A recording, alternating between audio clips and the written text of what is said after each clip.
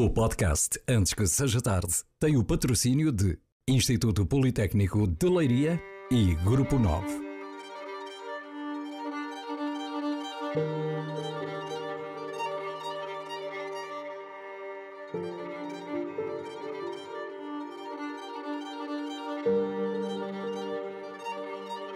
Bem-vindos ao Antes que Seja Tarde.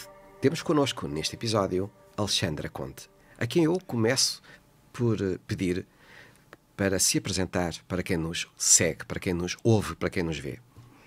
Essa é uma pergunta complicada quando me fazem essa questão. Mas cinjo-me àquilo que é a maior parte do meu tempo profissional neste momento. Eu sou celebrante.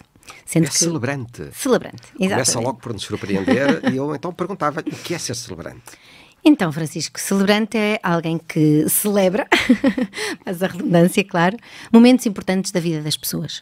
Eu tenho feito celebrações essencialmente de casamento, também já fiz de batizado, mas estou disponível para fazer celebrações fúnebres, inclusive. Eu ainda não tive o privilégio de fazer nenhuma, mas já há muitíssimos colegas meus que já o fizeram.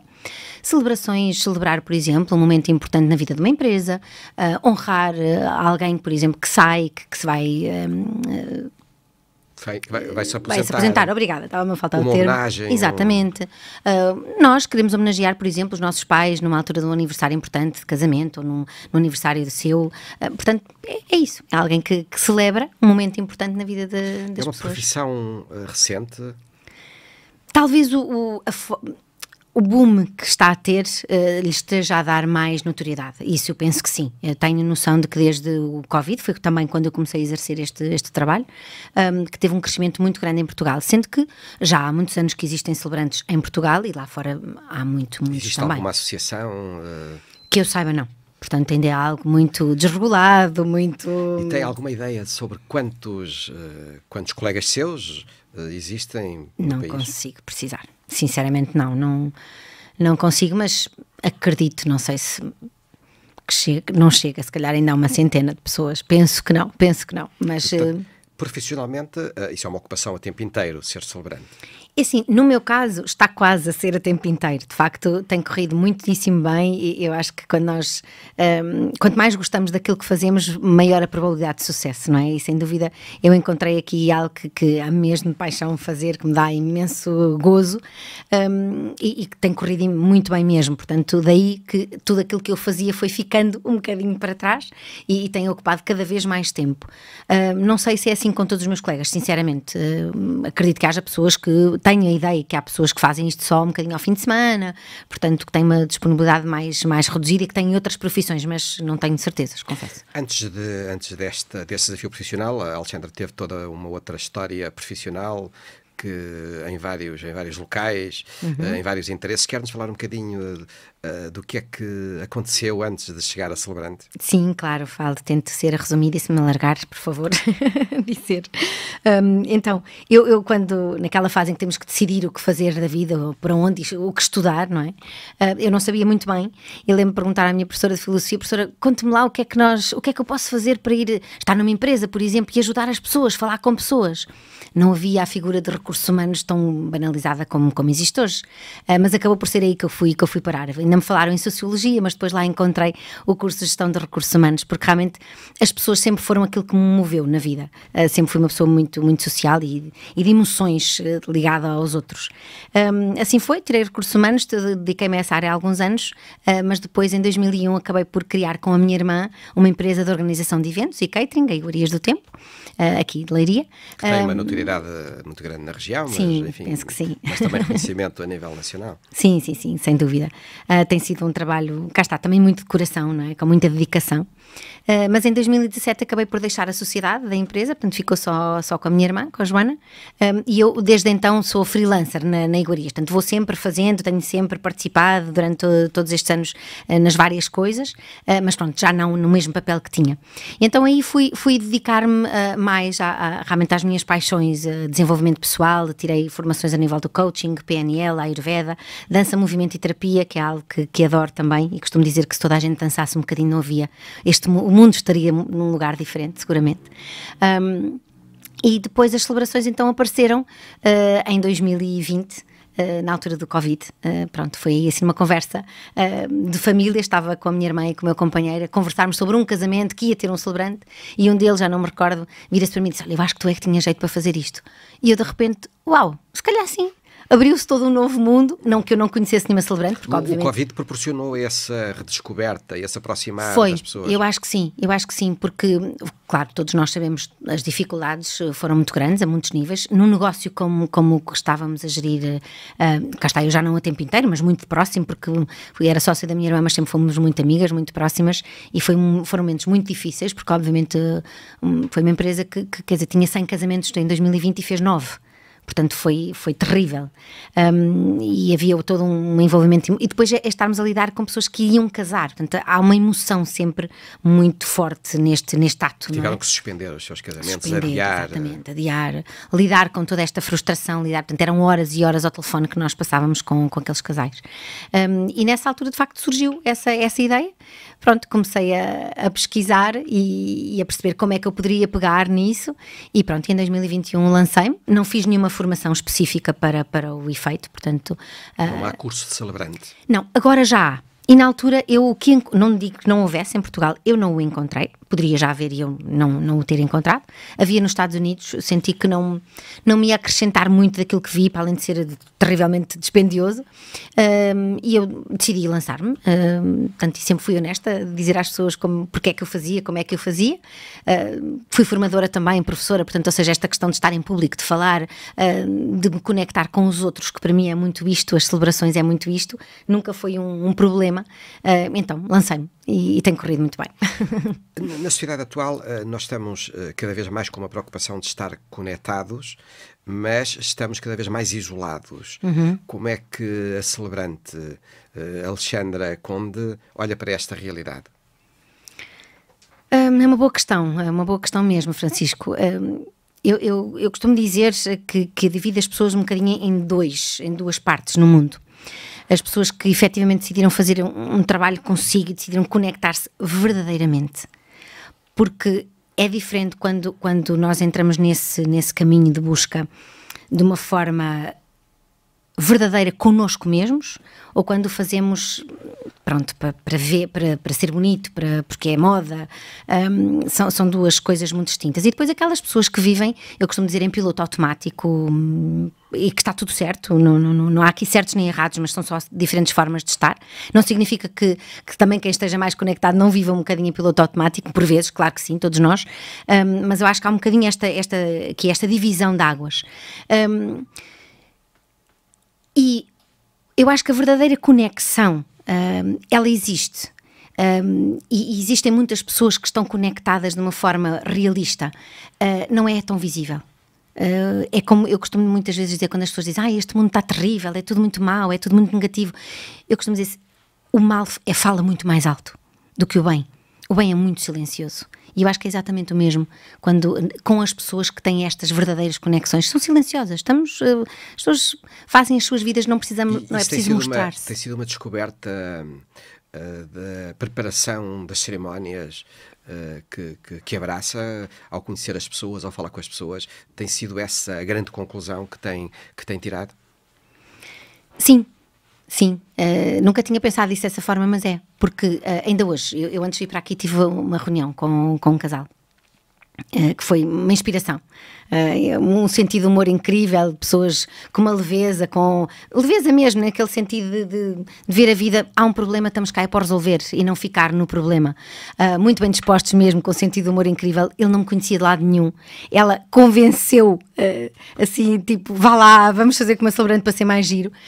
E a certa altura, a meio da conversa, ela dizia-me: olha, Alexandra, não sei o que é que tu fizeste, mas o Tiago, para quem não queria isto, para quem não queria falar, ele estava farto de falar, foi super divertido. E quando eu faço a pergunta, que faço sempre, óbvio, se posso depois divulgar nas redes sociais, por uma questão de marketing, porque é o meu trabalho, também sabemos que é preciso, eles dizem: não, por favor, isso agradecemos que não. Então é muito aí que eu chego à conclusão e percebi que são pessoas com uma vida social incrível, com uma rede de amigos fabulosa, porque percebe-se pela conversa, porque a conversa que crio com as pessoas, felizmente consigo normalmente chegar a lugares muito íntimos, disto que é a vulnerabilidade e a partilha. Mas nesse caso não criam a partilha nas redes sociais. Exatamente. Não? Mas hoje a sociedade tem uma marca que é no sentido contrário, que é todos se expõem nas redes sociais. O que é que isso significa? Eu acho que é só... Foi algo que surgiu e que é tão cativante, por um lado, não é? E por outro lado, tão passível de ser viciante, que é muito fácil ir atrás. É muito fácil ir atrás. Eu por vezes dou muito conta e converso isto com o meu companheiro e em casa. É preciso policiar-me para não me deixar estar, de repente, pego no telemóvel para fazer uma coisa que era importante e profissional e de repente perdi 15 minutos porque me distraí com não sei o que é isto ali. Portanto, é preciso um policiamento constante. É uma aprendizagem que tem que ser feita, exatamente. Sobretudo quem sabe que de repente pode descarrilar nos seus objetivos porque se perdeu a olhar para outras realidades. Nós estamos a falar no mês de março. Mês de março, em que se celebra o Dia Internacional da Mulher. E eu gostava de falar um bocadinho sobre isso. Eu tenho aqui uma cábula que tem alguns dados da Fundação Francisco Manuel dos Santos, que me diz, por exemplo, que as mulheres estão em maioria no país, 52%, vivem mais anos, são mais escolarizadas no ensino superior. Estão entre as europeias com maior participação no mercado de trabalho, mas quase 1 em cada 5 mulheres tem um contrato de trabalho temporário. Também ganham, em média, ganham menos do que os homens, menos 16%, com uma diferença de uma diferença média, naturalmente, uma diferença de 238 euros no ganho médio, precisamente. Não é? Ou seja, a desigualdade salarial vai aumentando, existe e vai aumentando com a progressão na carreira. E chega a atingir uma diferença de mais de 25% no topo da carreira. O que é que a mulher Alexandra Conde tem a dizer sobre esta realidade que é ainda uma marca que nos coloca, enfim, num patamar tão longe do equilíbrio necessário? Que é triste. Começar por dizer que é triste constatarmos isto. A esta altura, em pleno século XXI, acredito que os nossos seres humanos primórdios achassem que as coisas podiam estar noutro nível, mas sem dúvida, para mim é triste olhar para esta realidade. Quando às vezes me dizem comemorar o Dia da Mulher, para quê? Se querem igualdade, precisamente por isso. A igualdade sim em direitos, porque quer homens, quer mulheres, quer dizer, qualquer ser humano, obviamente, mas para mim há uma distinção e é muito importante isto, e eu penso que aqui a mulher tem um papel fundamental. Nós temos que assumir o nosso femininismo, assim como o homem tem que assumir a sua masculinidade, sendo que todos nós depois temos a outra parte. Temos nós também, as mulheres também têm o seu lado masculino e os homens têm o seu lado feminino. No entanto, para mim este é o principal questão, é que assumamos todos o nosso papel. E neste momento eu acho que a sociedade está muito confusa a este nível. Mas há razões que explicam, obviamente, não é? A mulher teve que, a certa altura, para conseguir também concretizar os seus sonhos, não ser só a dona de casa, teve que acumular muito as funções, teve que se tornar muito masculina, sair muito do seu papel e tornar-se muito masculina. As mulheres trabalham mais, ganham menos, mas depois chegam a casa e ainda têm, enfim, toda a família, onde tem também um peso maior, mais determinante na organização, na gestão da família, na gestão da casa, na educação dos filhos. Sim, sem dúvida, sendo que, cá está, também depende de nós irmos partilhando cada vez mais esse papel com os homens, porque muitas vezes, é certo que há relações e há homens que não estão disponíveis para isso, e esses são aqueles que têm que, então, aprender, não é? Têm que ir perceber qual é o seu papel, mas numa relação equilibrada, não tem que haver mais peso de um lado e mais peso do outro. Pode haver olha, eu gosto mais de fazer isto, ou custa-me menos fazer aquilo. Por exemplo, lá em casa, o Nuno não gosta, o meu companheiro não gosta de lavar a louça. Eu não me custa nada, quando há para lavar a louça, lavo eu. Mas ele já não lhe custa fazer as bricolagens, porque tem mais jeito. E está tudo certo, eu também não quero aprender aquilo. Então, é este equilíbrio, que quando existe equilíbrio num casal, que pode acontecer, não é não, mas eu já fiz e tu também tens que fazer. Porquê irmos para estas guerras? Claro, quando os dois não gostam, claro que sim, tem que se dividir. Mas, não é? É muito esta, a divisão de tarefas não tem que ser equitativa. Pode ser, partilhada num sentido de responsabilidade, que é de todos, ou do casal. E trazer uma maior leveza às coisas, não do ter que ser, mas porque não acordarmos o que é que te custa menos, o que é que me custa menos a mim e a ti. E entretanto tinha feito uma pergunta e eu perdi-me, confesso. Quem como eu, era à volta deste tema, mas eu dizia-lhe, Alexandre, quem como eu nasceu nos anos 60, ouviu muitas vezes conversas em que as mulheres diziam que os homens ajudavam. Exatamente. Elas faziam e eles ajudavam. Ainda se diz muito isso. E eu perguntava-lhe se esses jovens que vão casar e que a escolhem a si para celebrante, e portanto que têm que ter todo um conjunto de reuniões preparatórias consigo, em que têm o privilégio de os ficar a conhecer, hoje ainda sente que há esta mentalidade da parte deles, que eles apenas ajudam e que elas é que fazem, ou a sociedade menos. Está a evoluir? Muito menos. Sim, como é óbvio, a comparação que tenho também é com a minha experiência de vida, não de celebrante, não é? Mas sim, ainda me lembro de ouvir o meu avô dizer, quando era novo e quando teve os filhos, tinha vergonha de os pegar ao colo. Porque era uma vergonha, não que ele não quisesse fazer, mas porque era uma vergonha, que estamos a falar de um extremo, obviamente. Hoje não, hoje eu percebo que a maior parte dos casais, e não são, as pessoas também casam cada vez mais tarde, não é? Portanto, não só casais que não têm filhos, já há muitos casais que casam já com filhos, isso acontece imenso, e a sensação que eu tenho é que há uma partilha muito maior. Já não há aquela coisa do tu és mulher, é que tens que fazer. Não, a sensação que eu tenho é que há uma partilha muito, muito maior e, sobretudo, quando vejo que efetivamente há felicidade, a comunicação é muito fluida e as pessoas conversam sobre as suas questões, conversam sobre as suas dificuldades, e não estão nestas coisas do sou homem tem que fazer ou sou mulher tem que fazer. Portanto... E nestas celebrações, enfim, é evidente também o quanto as famílias estão a mudar. Hoje não há um tipo de família, há uma multiplicação enorme de famílias. O que é que mais sublinharia nessa nova realidade social que vai celebrando de uma forma tão positiva? Olha, eu própria tenho uma família que não é o mais comum. Agora, neste meu segundo relacionamento, que também irei casar brevemente, pela segunda vez, tenho 3 enteados.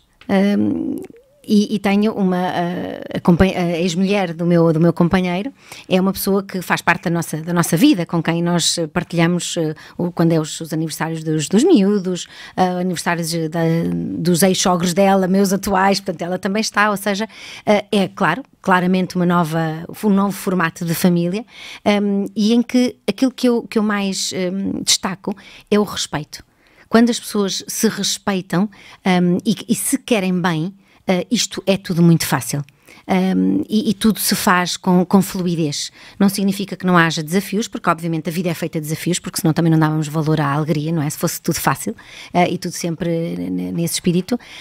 Mas essencialmente é muito isso que eu sinto, é o respeito e as pessoas estarem mais abertas às diferenças, sejam elas quais forem, e se for sempre dentro do respeito pelo outro ser humano, independentemente dele ser ou fazer algo diferente daquilo que eu sou ou daquilo que eu faria, tudo é mais fácil. Há uma nova dimensão ética nestes relacionamentos em que somos convocados a ser protagonistas de um mundo com outros olhares, com outras formas de sentir. Eu quase me apetecia citar Santo Agostinho quando ele diz ama e faz o que quiseres. É isso que nos pode levar, enfim, para um equilíbrio diferente connosco próprios, mas também com a nossa relação com aqueles que nos estão próximos. É isso que sente? Sem dúvida, sim. si. E quando eu há pouco falava que vejo a sociedade em duas partes, é muito nesse sentido, Francisco. Cá está toda uma outra parte que vemos depois neste caos social e político que assistimos, nomeadamente, infelizmente, no nosso país, mas depois, por outro lado, para mim, sinceramente, e eu felizmente estou rodeada desta realidade que vou dizer, que é uma realidade em que existe esta calma, existe este respeito, existe este amor pelo outro, este dar, e porque dá-nos muita felicidade, seja o que for. As pessoas às vezes acham que não quer receber, mas não, há estudos científicos que comprovam que as pessoas são muito mais felizes quando dão do que quando recebem, seja no que for na vida, não é? E sinceramente é isso que eu acredito. E acredito que estamos a atingir um caos muito grande, que talvez nós desta idade e mesmo as pessoas mais velhas que ainda estão vivas não se lembrem, quer dizer, viveram guerras mundiais, sim, mas para voltar a atingir um outro equilíbrio daqui a alguns anos. Portanto, acredito muito nisto e sabemos, a vida é cíclica sempre, e por vezes precisamos de ir ao fundo para depois voltar a surgir de outra forma, e eu acredito que estamos nessa fase. Alexandra Conde, antes que seja tarde, o que é que nos diz? Qual é o apelo final que nos deixa na sua qualidade de mulher deste território, do país, de celebrante, de pessoa ativa e atenta aos desafios que marcam este nosso cotidiano? Que nos conheçamos a nós mesmos e que cada um assuma verdadeiramente e de coração o seu papel e ame o outro como gostaria de ser amado. Com esta mensagem chegamos ao fim de mais um episódio do Antes que Seja Tarde. Obrigado por nos acompanhar. Obrigada.